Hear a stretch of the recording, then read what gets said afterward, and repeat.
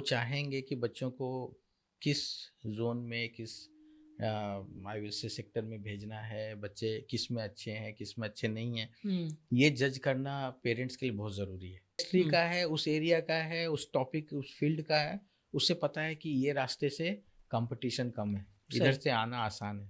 सो मेरे बच्चे में लेट से हो सकता है कि किसी का बच्चा ज़हीन हो, कोई ना हो, तो जो थोड़ा कम ज़हीन है उसके लिए कोई और पाथवे मिल जाए जिसके थ्रू वो जल्दी ट्रैवल कर ले और इजीली कर ले, तो उसको वो रास्ता दिखाने वाला चाहिए। मैं मानता हूँ कि आज के दौर में एक ही डिग्री दो जगह से लेंगे तो मेहनत का बहुत फ़र्क है। अच्छा। और उसके वेटेज का भी बहुत फ़र्क है। और वो फ़र्क आप यूज़ करें तो बेहतर है मेरे हिसाब से। जहाँ मेहनत ज़्यादा है वहाँ वेटेज ज़्यादा, ये कह रहे हैं आप? नहीं, मेहनत कम में भी वेटेज ज़्यादा मिल रहा है। अच्छा।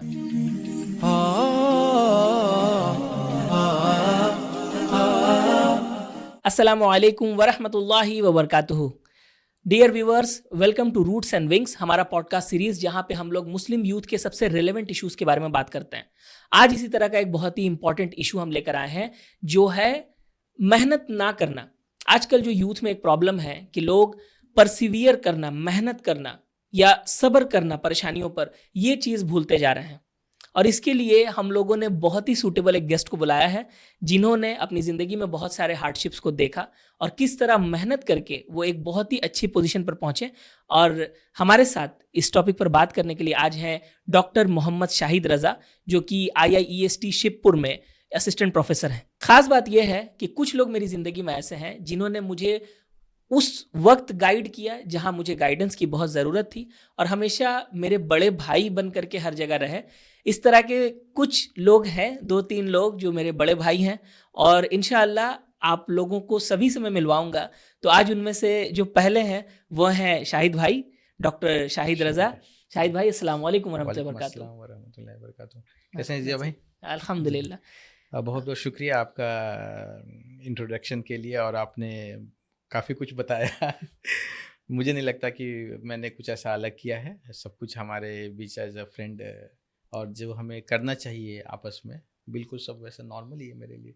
शाहिद भाई, बहुत बहुत शुक्रिया कि आप इतनी दूर से यहाँ तक आए। अभी तक जितने भी एपिसोड्स हुए हैं उसमें सबसे ज़्यादा दूर से अगर कोई गेस्ट आए हैं तो आप आए हैं, तो इट मीन्स अ लॉट कि आपने इतना वक्त दिया और हमारे मिशन पर, हमारा जो विजन है उस पर आपने बिलीव किया और यहाँ तक आए।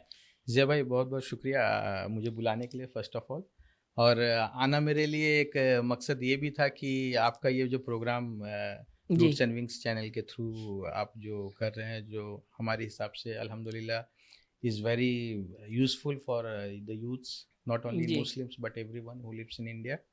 तो हम चाहेंगे कि whatever we can contribute, I can contribute. And coming to this distance, इतना दूर आना मेरे लिए एक छोटा सा इशू है, it's not a big issue at all. तो बहुत बहुत शुक्रिया बुलाने के लिए।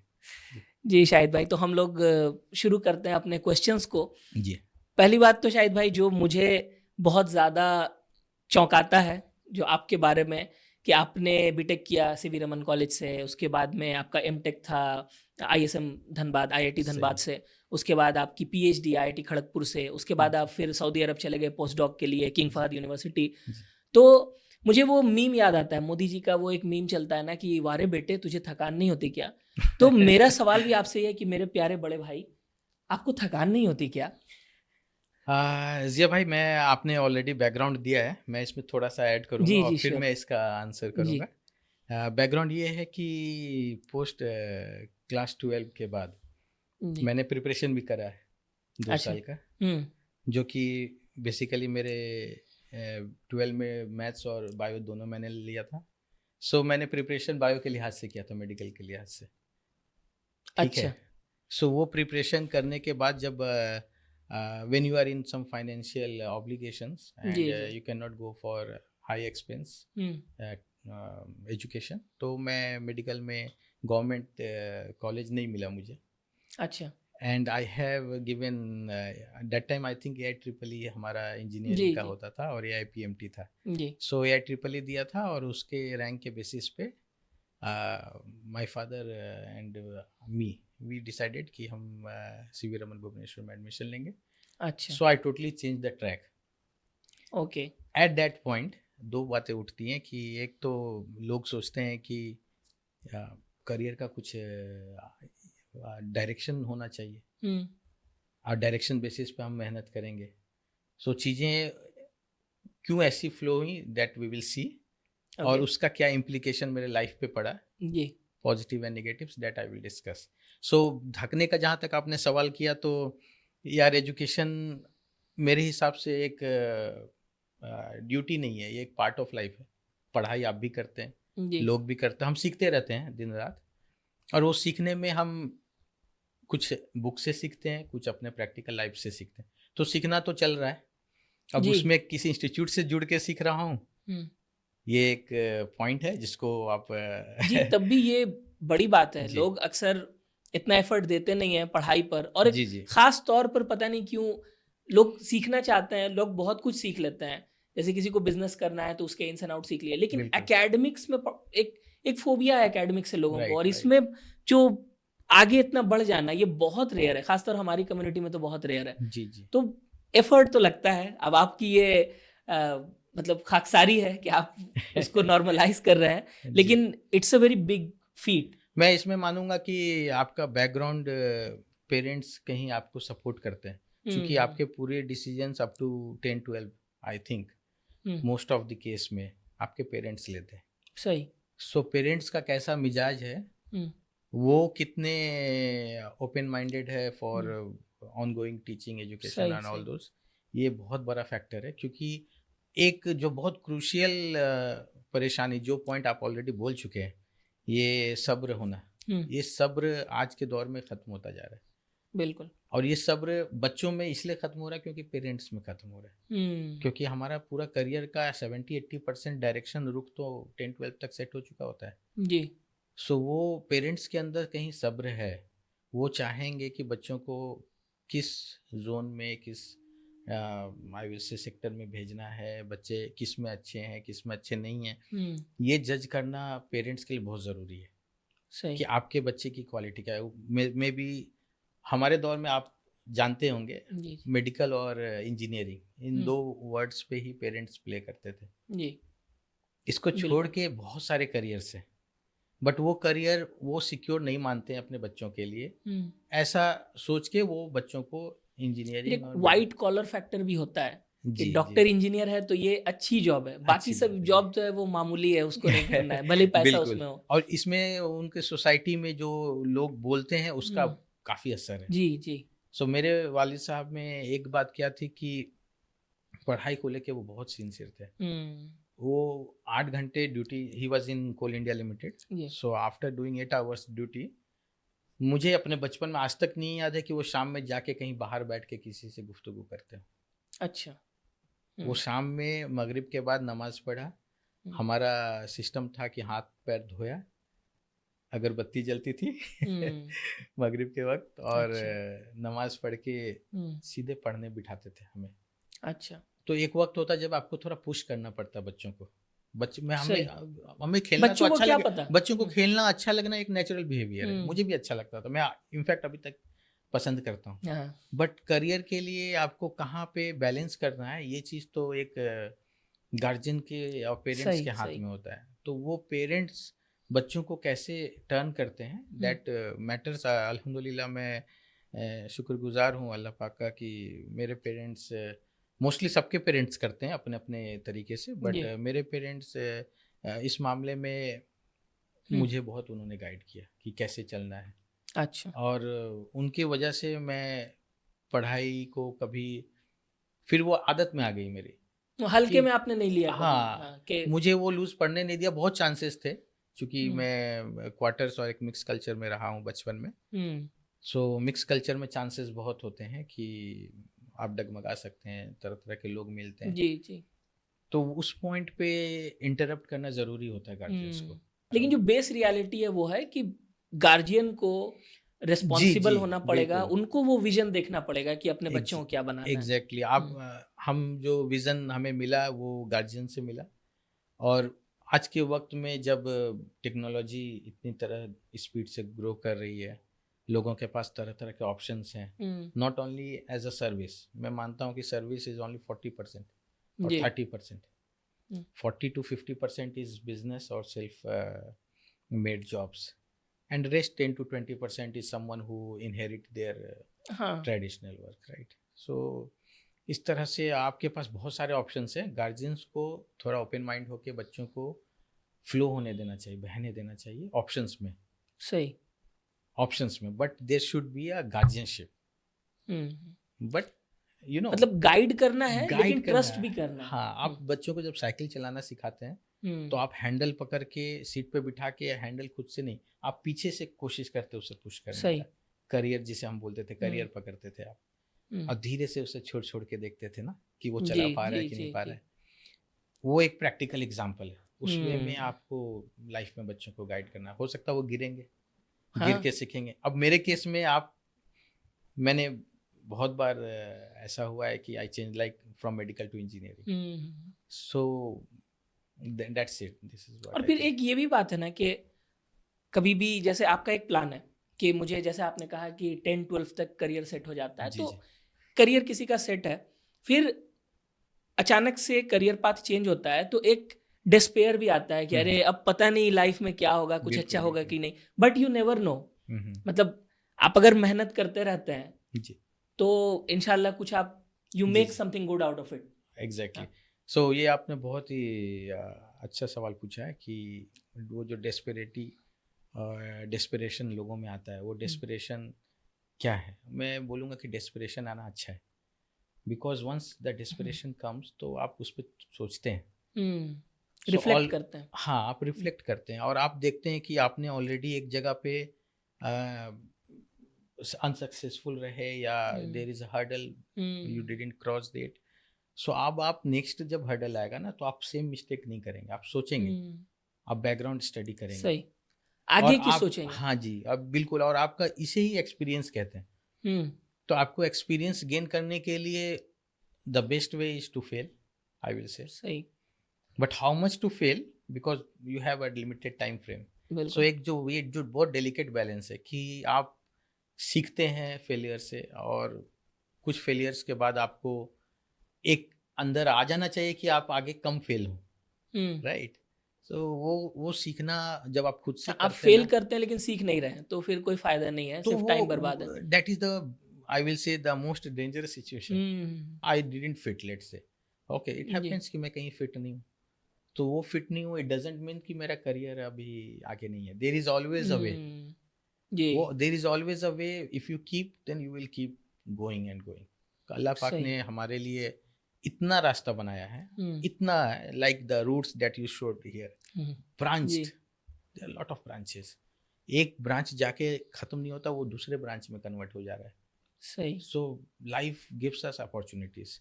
इवन आई सॉ कि वन ऑफ माय फ्रेंड जिसके साथ एक एक्सीडेंट हुआ, and because of that accident he has some abnormality. Okay. But he found his way with that abnormality. अच्छा. And he is a successful guy now. So it happens in life. मेरा assistant professor बनना जी, ये मुझे MTech के बाद ये रास्ता मेरे लिए खुला. एमटेक तक मेरे माइंड में नहीं था कि मैं, आपने नहीं सोचा था कि मैंने नहीं सोचा था. और एमटेक मीन्स क्या है, हम ग्रेजुएशन कर चुके हैं, पोस्ट ग्रेजुएट हो चुके हैं. It's like I will say it's on the top part of my career, academic career. So उस वक्त तक मैं क्लियर नहीं था कि मैं रिसर्च में जा रहा हूँ कि ये बात सही है या गलत है. ये जज करने का लोगों के पास अलग अलग पर्सपेक्टिव हो सकता है. बिल्कुल. मेरा पर्सपेक्टिव क्या है कि कभी कभी चीज़ें क्लियर आगे नहीं होती हैं. जो हम बच्चे या आज के स्टूडेंट सोचते हैं कि मेरे साथ तो ये नहीं हो सकता, मेरे बैकग्राउंड में ये प्रॉब्लम है, ये प्रॉब्लम है, वो प्रॉब्लम है. कोई प्रॉब्लम नहीं. आप एक बार आगे बढ़ेंगे ना, so you will find a different colour of life. एक तो ये है कि इम्पेशंस हमें दिखता है पेरेंट्स में कि जल्दी से जॉब करो, जल्दी से कमा करके लाओ, और उनको भी आप ज़्यादा ब्लेम नहीं कर सकते हैं क्योंकि कुछ हालात उन्होंने देखे हैं. अपना बचपन, अपनी ज़िंदगी को उन्होंने इस तरह से देखा है कि उनको समझ में आता है कि नहीं, पैसा कमाना बहुत ज़रूरी है. On the other hand, education का, हायर एजुकेशन का एक इंसान की ज़िंदगी में और पूरी कम्युनिटी पर तो कुछ तो एक मैसिव इम्पैक्ट है. उसके बारे में थोड़ा सा बताइए कि क्या, how higher education changes a person और उसकी पूरी कम्युनिटी को कैसे चेंज करती है. जी, दो बातें आपने बताई। एक तो हम्म, पेरेंट्स चाहते हैं कि बच्चे जल्दी से जल्दी कमाना या जी करियर में जी। सेट हो जाए। आई विल से कि करियर में सेट हो जाए। हम्म, और पेरेंट्स ने कुछ ऐसा पास्ट में देखा है या उनका जो होलसम एक्सपीरियंस रहा है हम्म, दैट सेज कि जल्दी सेट होना बेटर है। And I agree with it, hmm, but उसके लिए कुछ इंग्रेडिएंट्स हैं जो सही। इंग्रेडिएंट्स पेरेंट्स साथ में लेके बच्चों को ये एक्सपेक्टेशन में जाएं कि हम्म, आपको जल्दी सेट होना है। वो इंग्रेडिएंट्स के बिना उनसे ये एक्सपेक्ट करना आई से कि इज़ नॉट गुड। अब अच्छा। इंग्रेडिएंट्स के मामले में क्या है, एक तो कि आपने बच्चों को या बच्चे ने जो पढ़ाई की है वो बच्चे की काबिलियत कैसी है, आपको देखना होगा आपके बच्चे कैसे सही। हैं। हर बच्चा अलग है। हम्म, हो सकता है 10 में से 5 बच्चे ऐसे हों जो बिना ब्रेक के ही आगे बढ़ते निकल जाएं। हाँ, हम्म, और उनको उसके लिए एक एक्सपीरियंस का ज़रूरत पड़ेगा कि वो फेल कम हो किसी चीज़, सही। फेल इन द सेंस कि उन्हें failure in selecting a topic, failure in selecting a career. Exam, career. वो उनको एक माँ बाप को समझना पड़ेगा कि बच्चे मेरा इस माइंडसेट का है, तो इसे इस माइंडसेट के चीज़ों में सक्सेस का चांसेस ज़्यादा है। हम्म, वो माइंडसेट को आप पेरेंट्स से अच्छा कोई और रीड नहीं कर सकता। सही। वो रीडिंग में ऑब्वियस है, कहीं हाँ। पेरेंट्स ने मिस्टेक किया हम्म, या सोसाइटी के प्रेशर में जाके कोई करियर सेलेक्ट करके बच्चे को आप हम्म, पुश कर रहे हैं, so it creates unnecessary pressure on the child.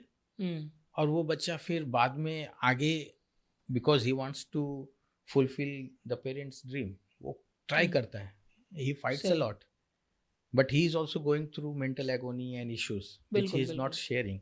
Hmm, और मैं नहीं मानता कि ये चीज़ सही है, सही। क्योंकि it affects the thought process of that guy. Hmm, वो डरने लगता है अंदर से कि फेल हो गया तो क्या होगा। Sometimes he takes a wrong decision in life.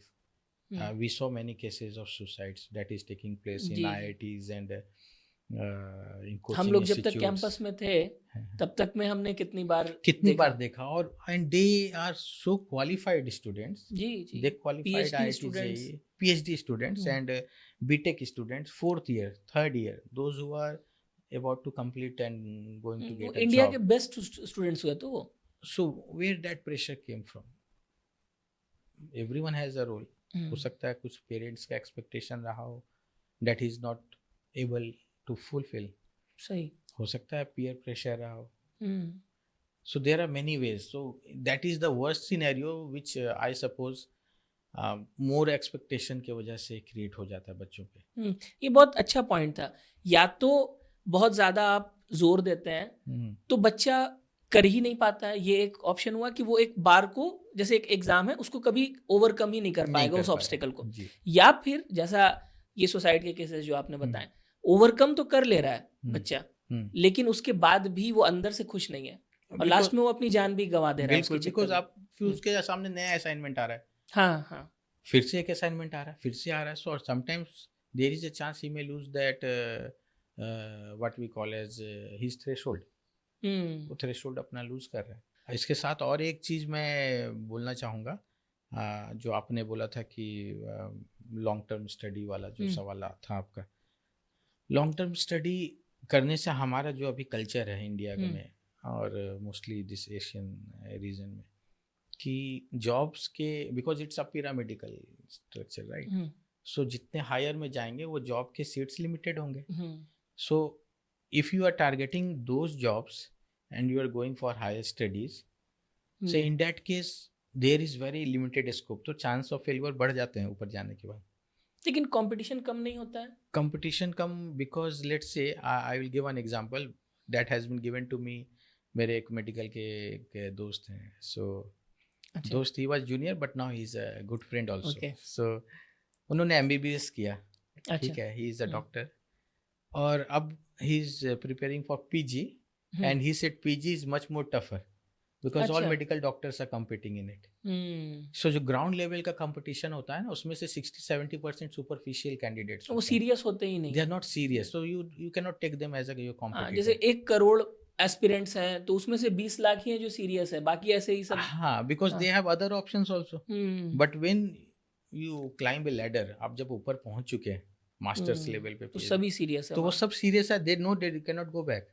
Correct. So if you see the percentage of seriousness, in that case competition कम नहीं होता, वो और बढ़ जाता जाता है. है. So Okay. ये एक इशू है. So in that case आप उसको नहीं कर पाए तो you should have now more flexibility. कि कहीं मेरा ये नहीं हो रहा है, let's say I do not get something that I wanted, so I have other options. Now you think by yourself, you should be free. Higher education के साथ आपके अंदर विजडम ये आना चाहिए, फ्रीडम आना चाहिए, फ्लेक्सिबिलिटी आनी चाहिए. फ्लेक्सिबिलिटी रहेगी लाइफ में करियर के पॉइंट ऑफ व्यू से, सो आप रिलैक्स रहेंगे, मेंटल पीस में रहेंगे. सही. And if you stick very hard to a career a topic and you lose your flexibility, in that case अगर वो नहीं मिल पाया तो मैं मानता हूँ ये सही नहीं है. मेरे हिसाब से मैंने अपने आप को फ्लो करने दिया. मैं आपको बताऊँ, मैं बीटेक के बाद का जो डिसीजन है वो मेरा पर्सनल है. अच्छा. बीटेक तक का decision was a combined effort, more through my parents and some part of that was me also. क्योंकि मैं नहीं समझता था चीज़ें कैसे होती हैं.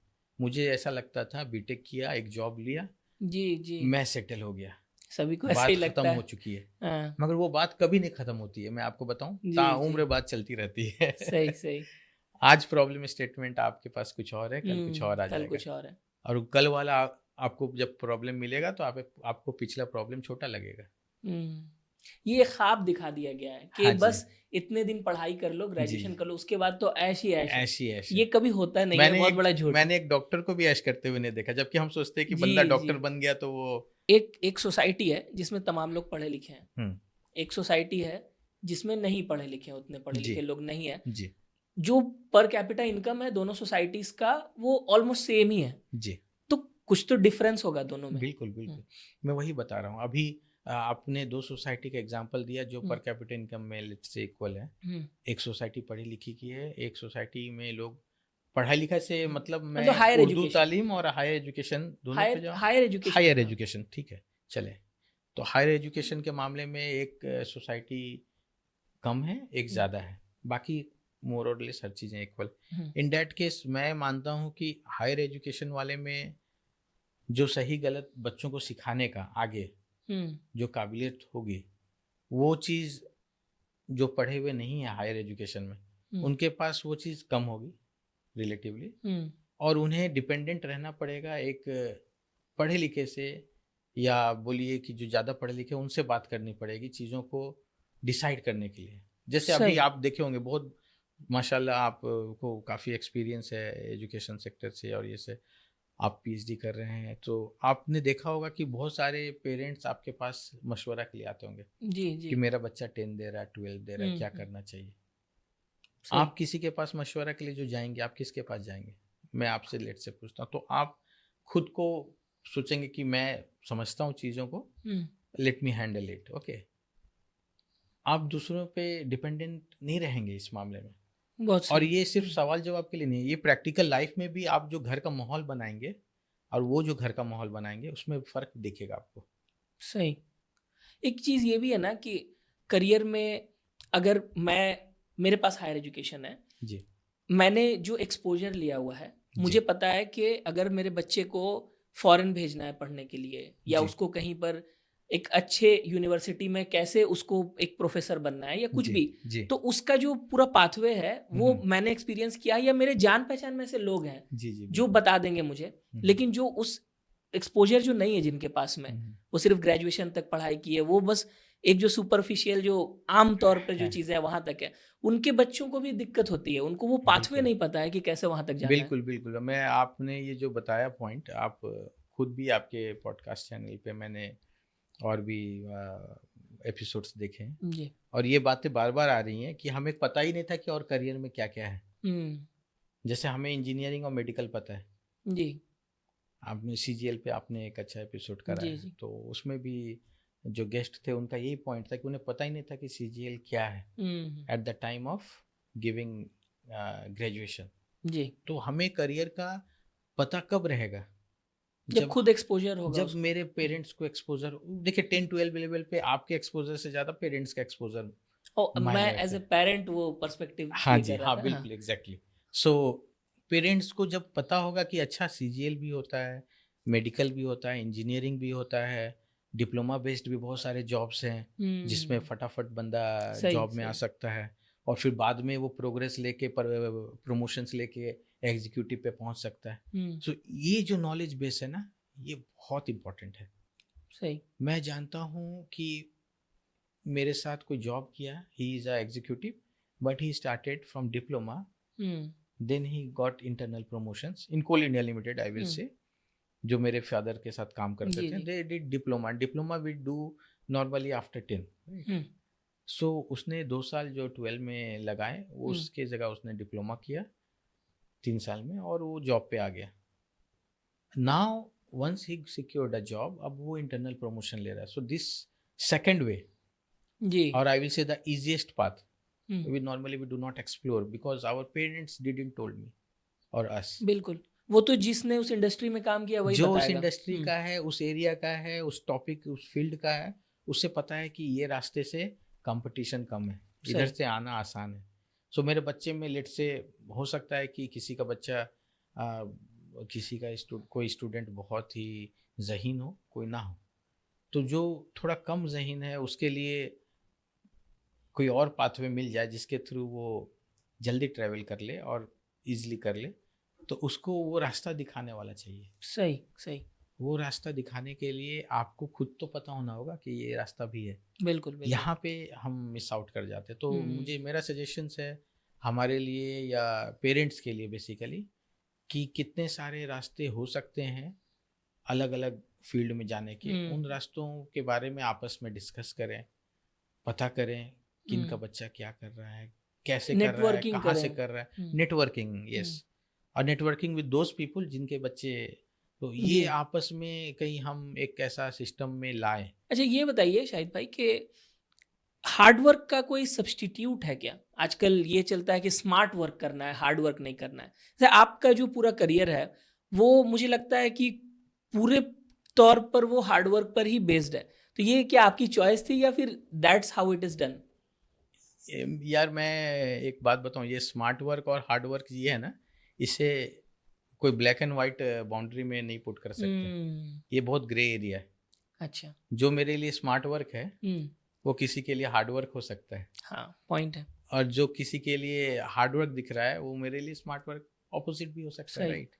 सो ये हार्ड वर्क स्मार्ट वर्क का कॉन्सेप्ट जो पब्लिक डोमेन में लाया गया है, ये कंफ्यूजन क्रिएट करता है और ये हमें सेल्फ बिलीफ से दूर ले जाता है कि हमें लगता है कि यार मैं स्मार्ट वर्क नहीं हूँ, मैं हार्ड वर्क करूँ, ऐसा फील आने लगता है। और मोस्टली ऐसा ही होता है कि मैं जो कर रहा हूँ ये स्मार्ट वर्क नहीं लग रहा है, मुझे लगता है कि I am outdated. But real माने जिया भाई, मैं जो देखा है मैंने, आपकी नेचुरल फ्रिक्वेंसी अलग है, सबकी जी नेचुरल फ्रिक्वेंसी अलग है, सही और आप अपने नेचुरल फ्रिक्वेंसी पे ही प्ले करते हैं, right. So in that way आप जो वर्क करें, आप सिंसियरली करेंगे ना, तो वो ऑटोमेटिक आपके लिए स्मार्ट वर्क ही रहेगा। आप अपने लिए बेस्ट रास्ता ही ढूंढेंगे। Smart work means easiest best way. But अगर आप इसको शॉर्टकट से रिलेट करते हैं, बहुत सारे लोग स्मार्ट वर्क को शॉर्टकट रास्ता मानते हैं। जी जी अगर आप इसको शॉर्टकट से रिलेट करते हैं तो मैं बोलूँगा hard work is much better than smart work. क्यों, क्या होता है कि शॉर्ट वर्क का आउटपुट का लाइफ स्पैन भी शॉर्ट होता है। सही then you again have to show your smartness. But hard work क्या है ना, hard work is like once you do it, एक बार आप करेंगे ना, वो बैठ जाएगा आपके अंदर, वो आदत में आ जाता है। सही सही and you do not have to prove yourself again and again. और वो लॉन्ग टर्म बेनिफिट दे। मैंने लॉन्ग रास्ता लेट से चूज़ किया। मैंने मेडिकल की पढ़ाई 2 साल ट्रायल जो प्रिपरेशन करा, जो मैंने बताया आपको, वो मुझे अप टू बीटेक यूजलेस लगता था। अब अल्लाह पाक का ये देखें, सिस्टम देखें, मैं फिर इंजीनियरिंग में आया, एमटेक हुआ, पीएचडी मैंने करा, तो मैंने बायो मटेरियल पे काम करा, टाइटेनियम पे। तो उस वक्त मुझे बायोलॉजी के इंफॉर्मेशंस जो मुझे चाहिए थे, वो मुझे वो 2 साल के मेहनत से मैंने रिलेट किया। क्या बात है, यू नेवर नो। तो आज मैं किसी बात को लेके अपसेट हूँ कि यार ये बेकार हो गया, आपको पता नहीं कि that thing will help you in your long run. सही सही। सो लॉन्ग रन का जो थॉट प्रोसेस है that is totally different than short run. That's why I believe कि जो हो रहा है हम्म, उसमें कुछ ना कुछ उसके अंदर मसलहत है, सही। अच्छा खराब दोनों. जी जी। And we should learn and we should go and then we will find out कि वो जो हुआ था उसके हम्म। वजह से ये अच्छा हो ये गया. तो हमारे ऊपर भी है ना कि जो पास्ट एक्सपीरियंसेस को कैसे पॉजिटिवली यूटिलाइज हाँ, करना है। आप उसको परसीव करें पॉजिटिवली कि चलो ये हो गया, I learned a way not to how to fail, you know. जैसे आप क्रेडिट दे रहे हैं उस चीज को कि आपने जी, जो पढ़ा वो मैं चीज काम क्रेडिट आया। दे रहा हूँ बिल्कुल. बहुत लोग क्रेडिट देते नहीं है। हम्म, हो सकता है कि पास्ट की चीजें वो सिर्फ कर्ज ही कर रहे हैं कि अरे मेरे जी, साथ ऐसा क्यों हुआ। हम्म, भले वो इस्तेमाल कर रहे हैं वो पुराने एक्सपीरियंसेस को, बिल्कुल लेकिन वो खुद रियलाइज नहीं कर पा रहे। रियलाइज नहीं करते. तो हम्म, ये हमें मानना पड़ेगा कि हम जो चीज़ों को देख रहे हैं वो हम्म, बस अपने नज़रिए से देख रहे हैं, सही। बट चीज़ें जो हो रही हैं वो हम्म, बहुत ही ग्लोबल वे में ग्रैंड होती स्केल है, में हो रही है। ग्रैंड स्केल में हो रही हैं. सो आपको खुश रहना, इत्मीनान रहना हम्म। ज़रूरी है और एक रिस्पॉन्सिबिलिटी के साथ आगे बढ़ना है. भाई मैं जानना चाहूँगा कि आपके जो पीएचडी की जर्नी थी, उसके बाद पोस्ट डॉक की जर्नी थी, इजी तो नहीं है ऑफ कोर्स। मैं जानना चाहूँगा क्या रूटीन आपका रहा करता था, और इफ़ यू आर कंफर्टेबल तो आपके क्या प्रॉब्लम्स आई।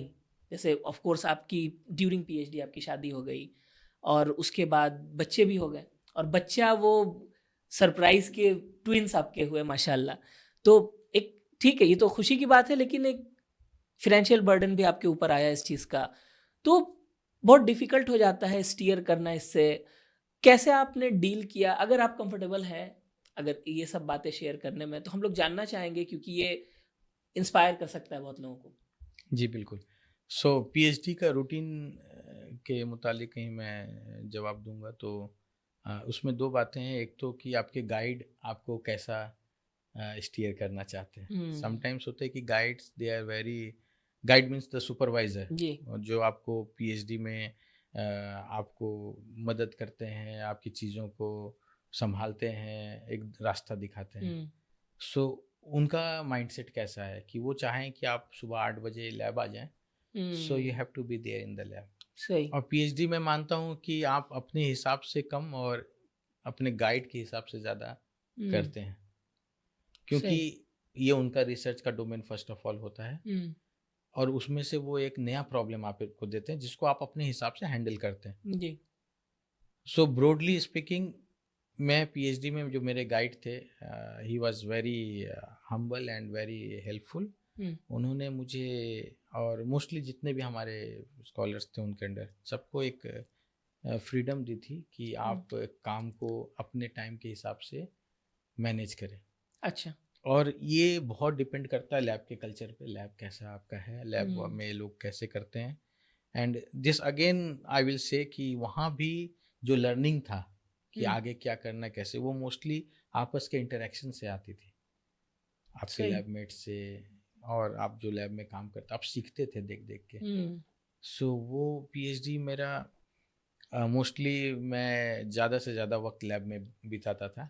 मेरा माइंडसेट क्या था कि आप जिस एनवायरनमेंट में रहेंगे ना तो उसी हिसाब से आपके थॉट्स भी आते या हैं. आप ड्यूटी की तरह नहीं करते थे कि हाँ नहीं नहीं, हमारा मेरे शिफ्ट साथ ओवर क्या हुआ। होता था कि मैं एक हफ्ता लेट से छुट्टी हो गई, मैं हम्म। कुछ कहीं घर चला गया या कुछ हो गया, एक हफ्ता मैं काम ना करूँ ना तो फिर अगला हफ्ता भी मैं काम नहीं कर पाता था. हम्म। मैं वापस आने के बाद मुझे पिकअप करने में 1-2 दिन लगते थे, चीज़ों को जोड़ने में. Means you want a momentum hmm. And that momentum should go in PhD. Momentum is everything.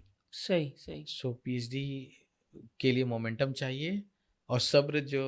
ये मेरे ख्याल से सभी पढ़ाई में मोमेंटम बहुत, कॉम्पिटिटिव एग्जाम में भी ये बिल्कुल लगता है। बिल्कुल बिल्कुल लगता है, मगर उसमें क्या है ना, उसमें एक इम्पल्सिव मोमेंटम है. आप हम्म। एक वक्त के लिए लगाया, निकल गए, फिर आप रिलैक्स हो गए. पीएचडी एक कंटिन्यूअस कंटिन्यूअस है। 4-5 साल के लिए सही। आपको कंसिस्टेंसी के साथ जो परसिवरेंस है उसके साथ चलना पड़ेगा. वो आप ब्रेक करेंगे ना तो वो break will bring you back.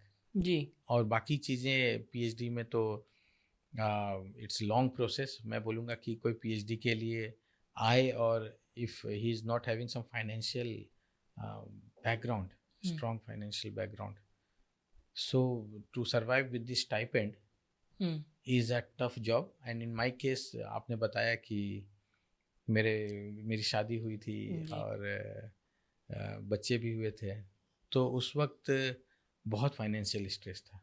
अच्छा. And I just want to mention, मेरे फ्रेंड्स ने दैट टाइम बहुत हेल्प करा फाइनेंशियली, बिना पूछे कि ये कब पे बैक होगा.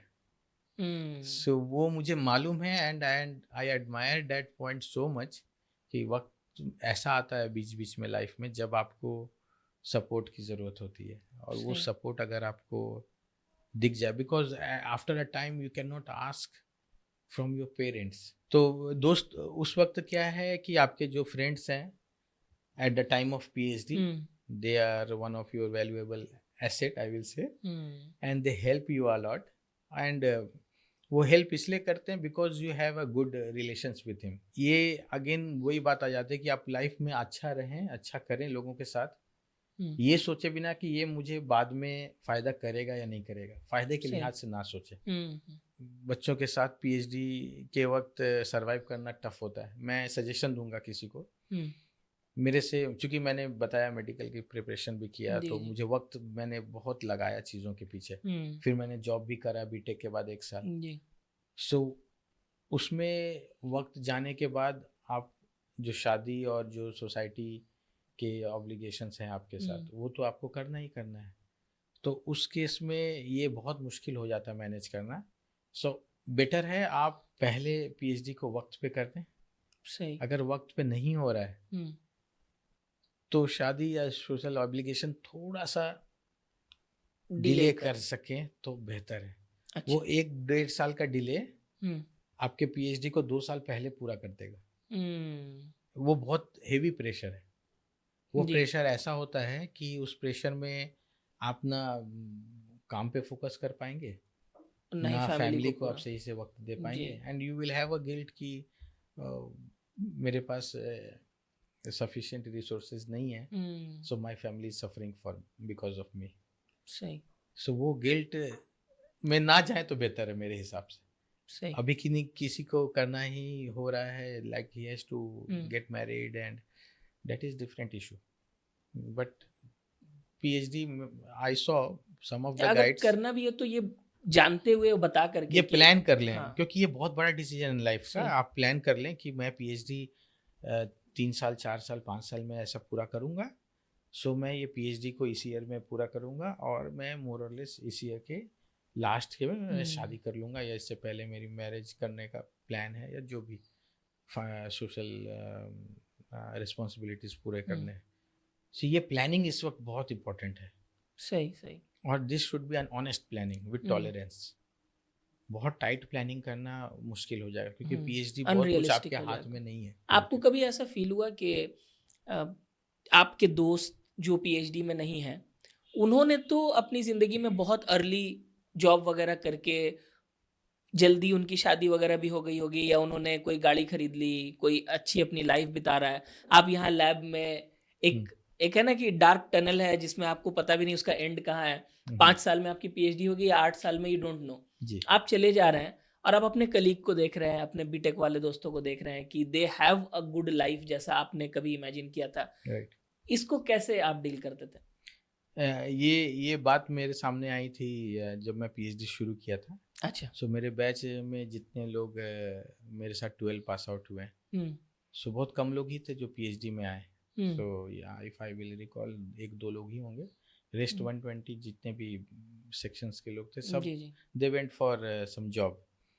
और वो सब mostly that time software jobs ज़्यादा थे, और 10% गवर्नमेंट जॉब्स में होंगे. So everyone was settled more और लेस.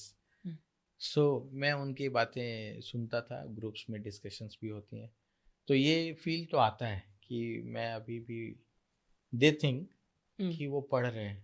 ओके. मैं उस पॉइंट में एक चीज़ मैं मानता था कि जो PhD में स्टाइपेंड मिलता है वो एक बहुत बड़ा सहारा है. ठीक है. ऑब्वियसली उसके बिना तो नामुमकिन सा है. आप उसको अपनी अर्निंग माने, because you are putting your effort. आप उसको अर्निंग माने, और उसके बिना, आप जो बात आपने बोली कि उसके बिना तो मैं PhD मैं किसी को सजेस्ट नहीं करूँगा कि बिना बिल्कुल। स्टाइपेंड के जाएं। अदरवाइज वो जो फीलिंग है ना, वो फीलिंग आपके ऊपर लाइक हावी हो जाएगी और फिर हम्म, आप चीज़ों को नहीं संभाल पाएंगे, सही। You can not concentrate.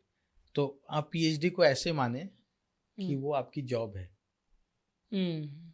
Permanent नहीं है 5 साल के लिए, जी। बट आपकी जॉब है, आप उसको एज अ जॉब लें। सो आपको थोड़ा राहत मिलेगा सोच के। हम्म। अब जॉब में मेरी सैलरी 40,000 है, कोई 1 लाख कमा रहा है, कोई 1.5 लाख कमा रहा है, इसका कोई लिमिट नहीं है। जी बिल्कुल। कौन कितना कमा रहा है इससे थोड़ा भी फर्क नहीं पड़ता, मैं आपको जेन्युइनली बता रहा हूँ। हम्म। कौन कितना खुश है इसमें फ़र्क पड़ता है। पीएचडी के वक्त मैं खुश था, मैं इस बात को एक्सेप्ट करता हूँ अच्छा। इस चैनल पे, हम्म। क्योंकि मुझे वो अच्छा लग रहा था, वो रिसर्च करना, सही। वो मुझे अभी भी बहुत पसंद है। आप पीएचडी को डिग्री के लिए करेंगे तो मुश्किल होगा, आप हम्म। रिसर्च को अपना लेंगे तो आसान हो जाएंगी चीज़ें। तो मैं इसको मानता हूँ कि पीएचडी या कोई भी हायर एजुकेशन में आप जा रहे हैं तो आपका इंटरेस्ट बहुत ज़रूरी हो जाता है। So you do PhD in such a way with such a topic hmm. कि आप लेस एफर्ट में, without going in so deep research, सही। आप you get a degree and you jump in a teaching profile और teaching बहुत job, सही। जी। either private or public, don't worry for that, but आप जंप करें because this is your passion, teaching is your hmm. passion, not to get a government job। Research पसंद है तो आप रिसर्च को ज़्यादा फोकस करेंगे hmm. And then you will try to go in a research lab. So ये balance आप PhD में हर बंदा या हर एक कैंडिडेट बनाता है खुद से, और वो बना के वो सोचता है कि मुझे कितने पे रखना है। तो this is a flexibility that we should adopt, कि हम पीएचडी में रिसर्च और टीचिंग को ऐसे वेटेज के साथ आगे बहुत ही बढ़ेंगे। इंसाइटफुल बात लगी मुझे ये। पर्सनली जी। मैं भी टीचिंग साइड में ज़्यादा लीन करता हूँ कंपेयर टू हम्म, रिसर्च। हम्म। तो मुझे बहुत हेल्पफुल लगा ये सजेशन आपका। नहीं, ये है एक्चुअली, इसमें क्या है कि हम अच्छा टॉपिक, मोस्टली मैं जो देखा हूँ, हम्म। हर स्टूडेंट, हर एक पीएचडी कैंडिडेट एक अच्छा टॉपिक चाहता है रिसर्च जी। के लिए। अच्छा टॉपिक का मतलब क्या होता है? हम्म। वो इंडस्ट्री में जो कटिंग एज चल रहा है, जो हम्म। रिसर्च में पब्लिकेशन में, वी आर इन 2026, अभी जो चल रहा है एआईएमएल चल रहा है, तो जी। People go as per the flow of the society, hmm. But we should go as per the flow of our self. हमें क्या बहुत सही। पसंद है, मेरा क्या इंटरेस्ट है। हम्म। अब उस इंटरेस्ट के बाद सेकंड स्टेज में आपको सोसाइटी में क्या हो रहा है, आप उसके साथ अलाइन हो रहे हैं या नहीं हो रहे हैं। नहीं हो रहे हैं तो कितना अलाइन हो रहे हैं, जितना अलाइन हो रहा है वहाँ तक बढ़े, सही। ज़बरदस्ती अपने आप को स्ट्रेच ना करें। अच्छा, एक बात जो आपने ये कही कि दूसरों की मदद करनी चाहिए बिना ये सोचे हुए कि उनसे क्या रिटर्न मिलेगा, इस पर मुझे आपसे जानना था। आपने जो रेफरेंस दिया एसएससी सीजीएल वाला जो हमारा ये था, एपिसोड उसमें था। भी मैंने जो बात पूछी थी, सफदर भाई आए थे, वही सेम सवाल मैं आपसे पूछना चाहूँगा कि जब मैं एडमिशन देने आया था, पीएचडी एडमिशन आईआईटी खड़गपुर में, आप मेरे सीनियर थे, तो इन्विजिलेशन जो था उसमें आप थे, आपसे मुलाकात हुई। फिर आपने जब मुझसे पूछा था कि कैसा हुआ एग्ज़ाम, तो मैंने कहा था मेरा यहाँ पर सिलेक्शन नहीं होने वाला है। और आप ऑब्वियसली मैंने जब बताया तो आप भी कन्विंस थे कि हाँ, जब ये बंदा बोल रहा है तो नहीं होगा। फिर आपने कहा कि ठीक है, हो सकता है फिर कभी और मिले कहीं, ऐसा। फिर मेरा तो हो गया वहाँ पर एडमिशन। आपको पता नहीं था उस वक्त में कि कभी आप मुझे दोबारा देखेंगे भी या नहीं। जी फिर भी आप लोगों ने और जुमे का दिन था, जी जी, मुझे आपने याद है। जी, आपने बताया कहाँ नमाज़ पढ़ने जाना है और बहुत मदद की। आज भी भाई आपके साथ मेरे ताल्लुकात लगभग 8 साल हो गए हैं। जी अभी भी आपकी पर्सनैलिटी, आपकी जो सोच है, वो बिल्कुल वही है। बिल्कुल नहीं लगता है कि आपकी जो क्वालिफ़िकेशन है और आप जिस पोस्ट पे अभी हैं, वो बिल्कुल रिफ्लेक्ट नहीं होता है आपकी सोच में। वो एक ह्यूब्रिस या वो एरोगेंस बिल्कुल नज़र नहीं आता है। How do you keep yourself in check? हाँ जिया भाई, ये मैं बोलूँगा कि ये एक तो शुक्रिया, आपने इतने गुड वर्ड्स यूज़ किए। जो बट सच बात है वो। मैं बस बोलना चाहूँगा कि मैंने बताया ना आपको कि हुँ। मैं ये नहीं सोचा कि जिया भाई आए हैं तो ये कैंडिडेट है, मैं अभी पीएचडी स्कॉलर हूँ 4 साल से।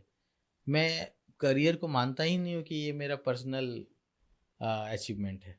मैं आज असिस्टेंट प्रोफेसर हूँ या कोई एसोसिएट प्रोफेसर है, या ये जो करियर में जो टैक्स मिलते हैं ना, ये टैक्स तो हमें जॉब के पॉइंट ऑफ व्यू से मिले जी, जो मैं ऑफिस में परफॉर्म करता हूँ। ऑफिस के बाहर तो मैं जो था वही हूँ, और वही रिफ्लेक्ट होता है करियर में। मैं वही बदलना चाह रहा हूँ। करियर जो है वो पूरा लाइफ का एक स्मॉल पार्ट है रिफ्लेक्शन का। सही।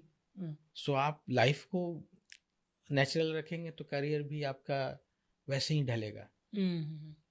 इफ अ डॉक्टर थिंक्स कि मैं आज डॉक्टर हूँ, आई हैव अपर एज, ये तो डॉक्टर नहीं है मेरे सामने बैठा हुआ है, द मोमेंट आई थिंक मैं उससे कुछ भी सीख नहीं पाऊंगा जो मेरे सामने बैठा है।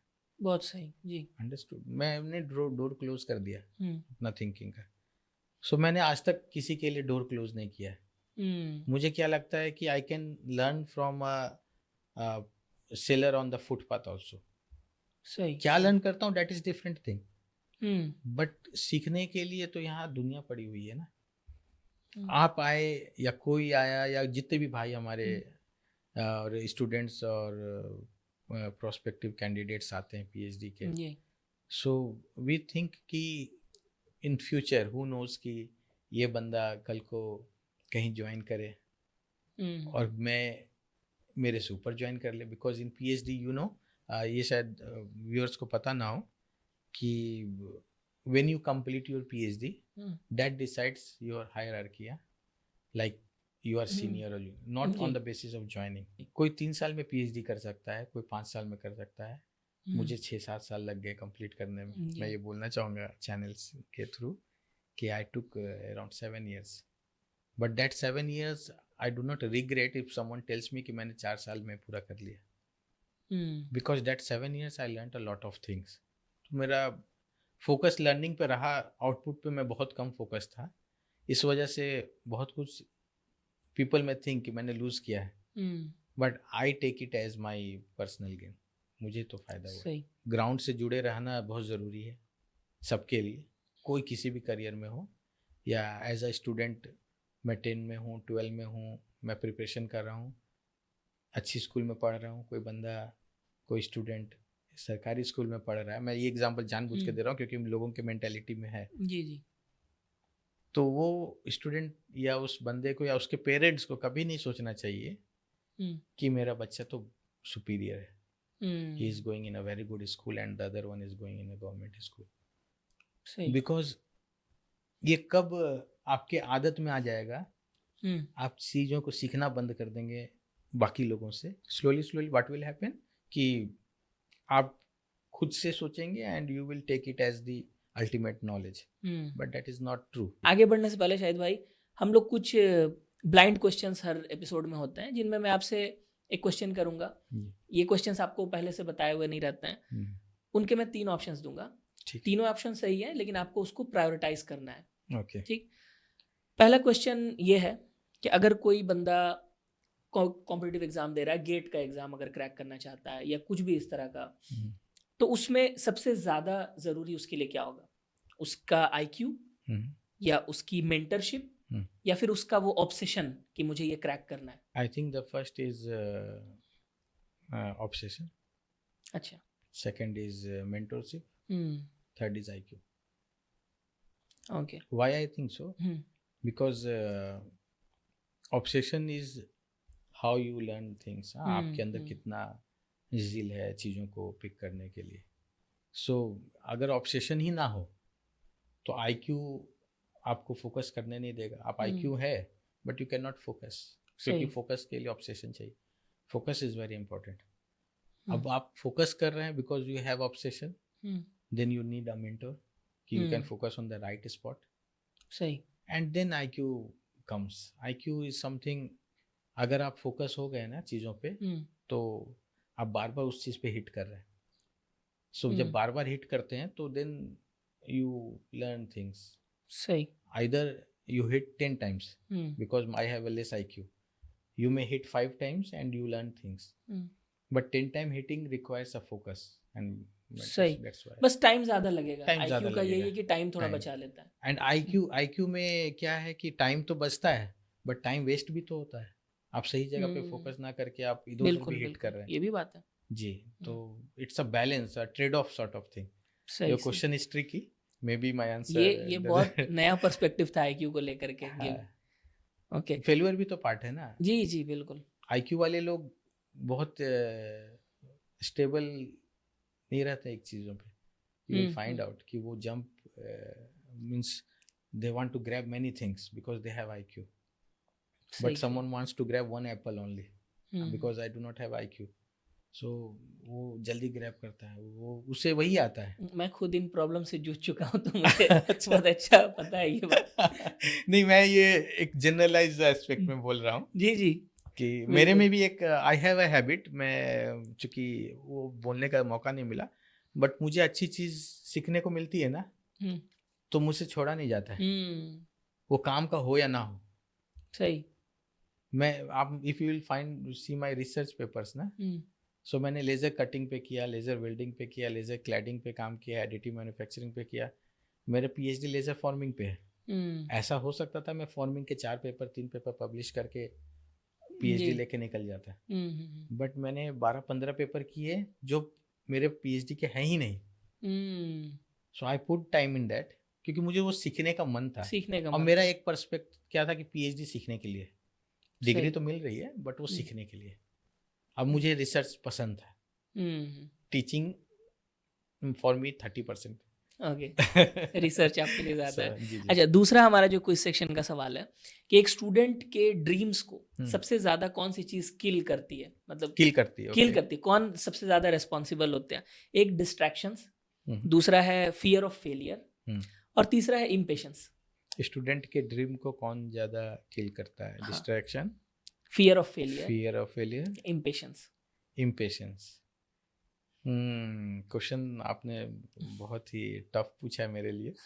और मैं बोलूँगा कि एक स्टूडेंट के ड्रीम को सबसे ज़्यादा, because he is a student, to distraction I will give first weightage, because he do not know कि क्या सेलेक्ट करना है। एंड सेकेंड इज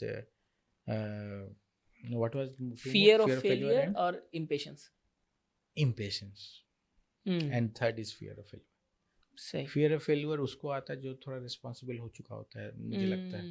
ये तो स्टूडेंट में 10-12 के पॉइंट ऑफ व्यू से सोचा, जो बच्चे अभी शुरू कर रहे हैं, सही सही, तो उनके अंदर डिस्ट्रैक्शन लाना इजी है, so that is more catastrophic for them. सही। एंड सेकंड इज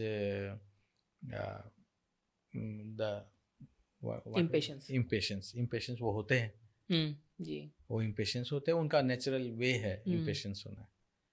सो वो दो चीज़ें थर्ड में मेरे हिसाब से। तीसरा जो क्वेश्चन हमारा है क्विज के लिए वो ये है कि सक्सेसफुल करियर, ये जो फ्रेज है, इस चीज को लॉन्ग रन में किसी का करियर सक्सेसफुल है, इसको कैसे डिफाइन, किस चीज से डिफाइन करेंगे? पहला ये है कि कम्युनिटी में, उम्मत में उसका क्या कंट्रीब्यूशन है, क्या ये मेट्रिक, कौन सा मेट्रिक, मतलब तीनों में से ये है contribution of that person in the community, in the उम्मा। दूसरी चीज है कि फिनेंशियल स्टेबिलिटी और कंफर्ट वो अपनी जिंदगी में अपनी फैमिली को कितना दे पाता है। तीसरी चीज है कि अपने करियर में कितना प्रेस्टीज और कितना इज्जत वो कमा पाता है। तीनों में से कौन सी चीज है जो सबसे ज्यादा डिफाइन करेगी उसके सक्सेसफुल करियर को? Relatively, I think the options do not fit properly. Why I will tell you. Okay. But based on the question, I will say कि the first thing that defines a successful career is the satisfaction word, which if you feel means comfort and family. Financial stability. Financial stability is not, but I want to add one more word if you can add it. Sure. Yeah, if I have satisfaction at a particular stage, I will take it as a successful career. So satisfaction अब किसी के लिए charity and to do more for उम्मा, उससे किसी को satisfaction आ रहा है, ओके, सो वो उसका सक्सेस है। ये सब्जेक्टिव है, it's very subjective for me. And financial I will never say yes, never. I already मैंने बताया, फाइनेंशियल स्टेबिलिटी तो कोई लिमिट नहीं है। So money is nowhere related to success of life. It is important because आपको एक family को run करना है, So you need some money to run your family, to fulfill the needs. वो need fulfill करने के लिए it's a medium and you get it from whatever way you want. Okay, either through business or through job. उसके लिए जो fight हो रही है लाइफ में वो 25 साल का जो हम करियर अपना स्टार्टिंग से 25-30 साल देते हैं उसके लिए देते हैं, बट वो अल्टीमेट गोल तो है ही नहीं. हाँ, वो तो बस रिक्वायरमेंट था. मतलब पैसा कमाना है फैमिली को फीड करने के लिए, that's the only feed goal. And to fulfil जो भी आपके जो अच्छे से जी पाए, जी जीने के लिए जो दरकार किसी के मोहताज ना हो. And third point was professional Prestige and titles. This is again very subjective. Prestige I will give you example Ajay भाई कि ये प्रेस्टीज रैंक के साथ जुड़ा ही हुआ नहीं है. पीपल में टेक कि वो डॉक्टर साहब हैं, he is doctor, but in the background they may say कि he is not a good man. हाँ, ये तो होता है अक्सर. ये होता है, मेरे साथ भी हुआ है. मैं देखा हूँ कि कुछ लोगों को जो बहुत ही लो पोस्ट पे है but he is so gentle and he is so respected in the group because of his behaviour. सही सही. तो आप अपने साथ वाले लोगों के साथ कैसा ट्रीट करते हैं, this is what respect is all about. बहुत सही. If you are related to your ground, मैं अपने फादर का एग्जांपल दूंगा. वो इतने ग्राउंड से जुड़े हुए हैं and I think that came in me because of him.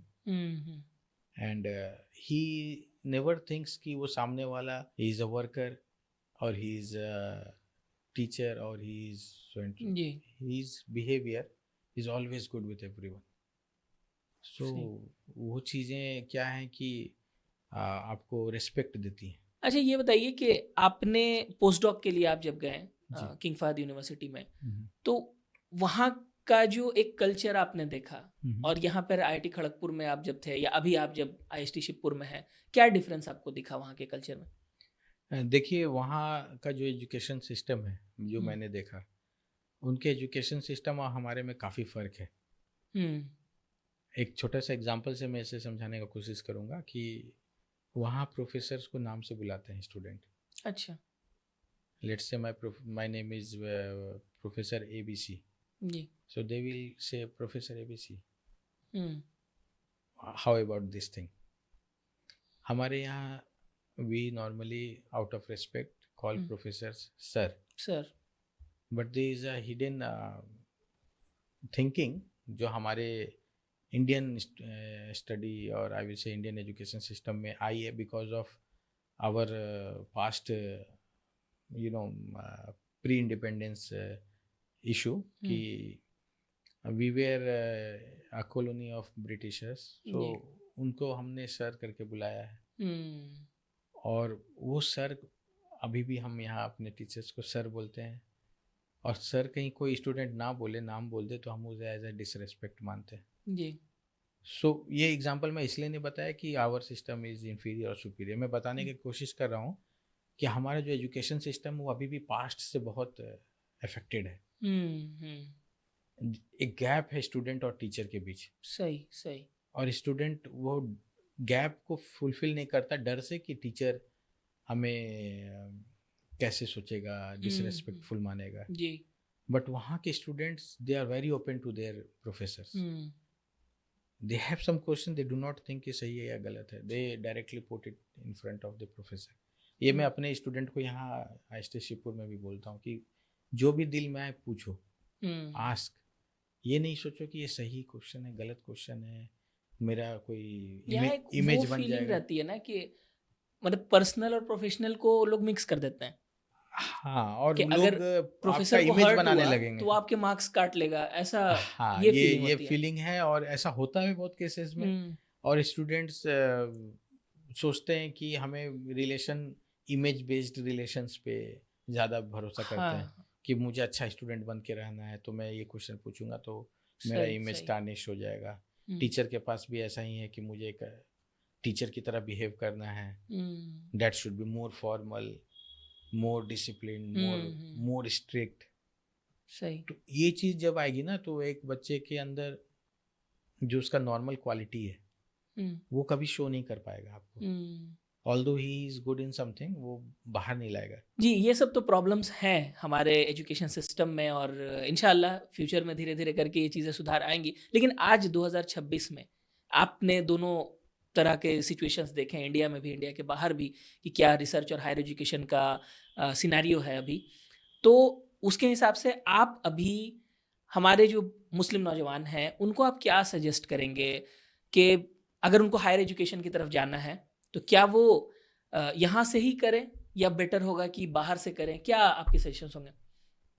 जी, आप बिल्कुल सही बात बोला आपने कि आज के वक्त चीज़ों को, ग्लोबलाइजेशन जो वर्ड है, जी, वो जी। ग्लोबलाइजेशन का असर हमारे हायर एजुकेशन पे भी है। हुँ, सो मैं मानता हूँ कि आज के दौर में एक ही डिग्री दो जगह से लेंगे हुँ, तो मेहनत का बहुत फ़र्क है, अच्छा, और उसके वेटेज का वेटेज का भी बहुत फ़र्क है। बहुत फ़र्क है, और वो फ़र्क आप यूज़ करें तो बेहतर है मेरे हिसाब से। जहाँ कैसे मेहनत यूज़? ज़्यादा है वहाँ वेटेज ज़्यादा है, ये कह रहे हैं आप? नहीं, मेहनत कम में भी वेटेज ज़्यादा मिल रहा है। अच्छा। जैसे मैं बताऊँगा कि आज के टाइम आप किस जगह से कर रहे हैं बाहर से, हुँ, उसको वेटेज ज़्यादा मिलता है even in India, hmm. Rather than आप इंडिया से पीएचडी करें। लेट्स से मैं पीएचडी का एग्जांपल ले रहा हूँ, हाँ, ये तो देखा जाता है, या बाहर से मास्टर्स का ले पीएचडी रहा हूँ है मैं। तो बाहर से आप सीधे सोचते हैं अच्छा he is doing from Canada, हुँ, वो हुँ। कनाडा से करके आ रहा है तो वो कॉलेज का बेटर नाम भी होगा। नहीं पूछते हैं लोग, यूनिवर्सिटी का नहीं, नाम? जगह का असर है। जगह। हुँ। और आज के ग्लोबलाइजेशन में आप दूर जा रहे हैं, वो दूर दूर नहीं रह गया है। जी, जी। मैं आपको बताऊं, I was going to KFUPM and it took me 4 साढ़े 4 घंटे लगते थे, हुँ, जो कि कोई बंदा कलकत्ता से बेंगलोर जाए तो 2 घंटे 2.5 घंटे तो मिनिमम लग जाते हैं उसे इन जी, फ्लाइट। फ्लाइट्स। जी, तो वो बाउंड्री अब बहुत धीरे धीरे थिन होती जा रही है। हुँ, आपको ये नहीं सोचना चाहिए कि ये इंडिया है, ये यूएस है, यूके है। आप अपॉर्चुनिटी देखें, कहाँ अपॉर्चुनिटी मिलती हुँ। है, और उस अपॉर्चुनिटी को आप ग्रैब करें। ये कैसे मिलेगी अपॉर्चुनिटी? अपॉर्चुनिटी कहीं मैं पीएचडी के लिहाज से बोलूँ तो पीएचडी आज के वक्त बिल्कुल ओपन हो चुका है। अच्छा। हर एक यूनिवर्सिटीज़ अपनी एडवर्टाइजमेंट्स करती हैं, कॉन्टैक्ट्स बनते हैं, contacts play a very big role in case to hmm, get PhD. Obviously. हुँ, आप सोशल मीडिया के प्लेटफॉर्म्स जो हैं उनके थ्रू आप हज़ारों ऐसे पोस्ट्स देखते हैं जिसमें आपको पता चलता है कि पीएचडी हो रही है। आपके हुँ, सर्कल्स में कोई लोग कहीं हैं, लिंक्डइन के थ्रू आपको मिल हुँ, जाते हैं, आप उनको अप्रोच करें। तो इससे फ़ायदा क्या होता है कि जब आप बाहर से पीएचडी करते हैं, इंडिया के बाहर से, हुँ, तो इंडिया में हमारे पास जो अभी रेशियो है मोर और लेस स्टूडेंट्स का और जो यूनिवर्सिटीज़ की कैपेसिटी, उसमें हमें बिकॉज ऑफ रिसोर्सेज टाइम ज़्यादा लगता है करने में, बिकॉज एक्सपेरिमेंटल सेटअप्स हमारे पास थोड़े लिमिटेड हैं, हमारे सही। पास कैरेक्टराइजेशन के फैसिलिटीज़ लिमिटेड है, सिमुलेशंस के सिस्टम्स लिमिटेड है, तो हुँ, वक्त ज़्यादा लग जाता है। But quality wise we are at par, I will say. हुँ, बाहर में चूँकि रिसोर्सेज इतने ईजी हैं और लेस स्ट्रेस्ड हैं, तो हुँ, पीएचडी थोड़ी रिलेटिवली जल्दी हो जाती जल्दी है। हो जाती है। और एक सजेशन मेरा रहेगा कि प्रोजेक्ट बेस्ड पीएचडी मिले हुँ, तो लोगों को उसमें जाना चाहिए, इंडिया में या बाहर। Project okay. बेस्ड मीन्स जिसमें एक टाइम फ्रेम लिमिटेड होता है, जी। और पैसे 4 साल या 3 साल या 4 5 साल जितने भी हों हुँ, उनके लिए आते हैं। सो इन दैट केस क्या होता है कि every one puts their effort for that time frame. आपके गाइड भी आपको, आपको वो एक्सप्लोर नहीं करना पड़ता प्रॉब्लम को, हाँ, उसमें टाइम बचता चीज़ें है। बहुत जल्दी हुँ, निकल जाती हैं। उसके ड्रॉबैक्स भी हैं कि जी। लर्निंग आपकी बहुत लिमिटेड होगी, हुँ, हुँ, बट एज आई सेड कि आपका टीचिंग रिसर्च का कैसा माइंडसेट है, आप उस हिसाब से डिसाइड करें, थोड़ा एग्ज़ैक्टली। ये सब्जेक्टिव है। So but this is also one of the way, कोई जल्दी पीएचडी चाहता है तो। हुँ, और उस केस में ये भी है कि बहुत बार आपको पीएचडी के लिए भी तो एक कॉम्पिटिटिव एग्ज़ाम होता है, like IITs they take some written examinations, local उनका जो होता है एग्ज़ाम। लोकल जो हुँ, होता है, इंटरव्यूज होते हैं, हुँ, वो प्रोजेक्ट बेस्ड पीएचडी में इजी होता है, because number of candidates are hmm, very limited, तो इट्स अ सही। Easy way to enter inside PhD. And once you enter in a project, आप हुँ, उसको पीएचडी में कन्वर्ट कर लेते हैं। हुँ।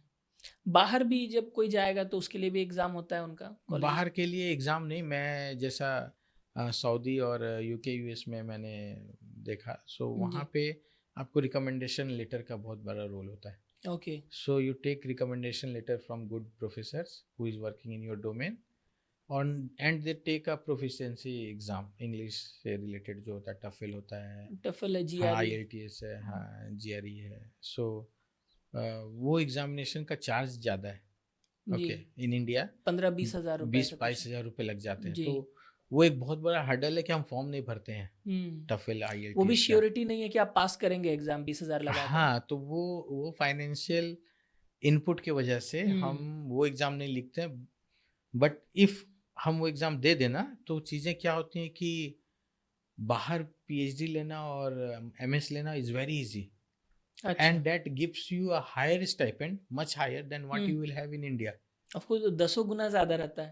बहुत काफ़ी अच्छा स्टाइपेंड देते हैं. So in that case what happens कि आपको वो जो इनपुट, फाइनेंशियल इनपुट आपने दिया था वो कवर हो रहा है, plus you are getting more. But for that instant हम वो 22,000 20,000 को वैल्यू ज़्यादा दे. अगर आप डिटरमिन्ड हैं कि मुझे क्रैक करना ही है, लेना ही है, तो 100% आप वो पैसा रिकवर कर ही लेंगे. बिल्कुल, वो पैसा ओवरऑल सिनेरियो में आप ज़्यादा ही लेके जाएंगे. कहीं पैसा आप सोच रहे हैं बिल्कुल. सो आप डिटरमिन्ड रहें, कहीं बाहर से करना है. मैंने ऐसे बहुत सारे कंट्रीज के स्टूडेंट्स को देखा जो PhD कर रहे थे किंग फहद यूनिवर्सिटीज में, and their country is much more backward than our country relatively. I am not saying कि we are always on the top, but relatively African countries. जी जी. And he has given that IELTS and TOEFL or whatever is required.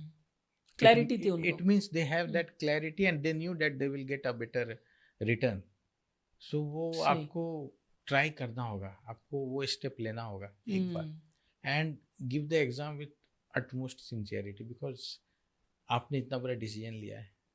You are spending so much, so that sincerity is required.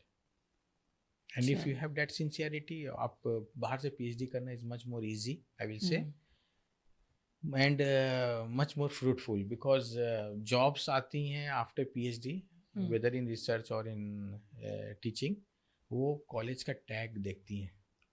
They take the reputation of the college. सही. And then comes your question answer and your interview, but first is the reputation. They have that एक college का QS rank 250-200 के अंदर है, so I will call those candidate only. So you have to be in that 200. तो वो 200 तो college के tax से आ रहा है. That's why we should take it. बाहर के PhD को एक important option लेके ही चलना चाहिए हमेशा.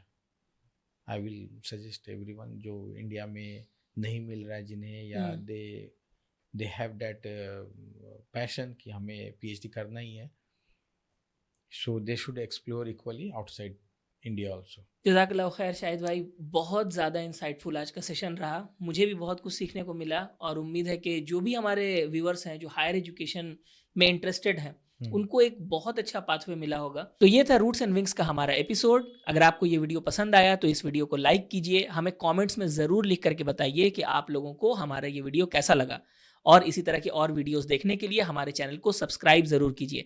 मिलते हैं अगली वीडियो में. अस्सलामु अलैकुम वरहमतुल्लाहि वबरकातुहू.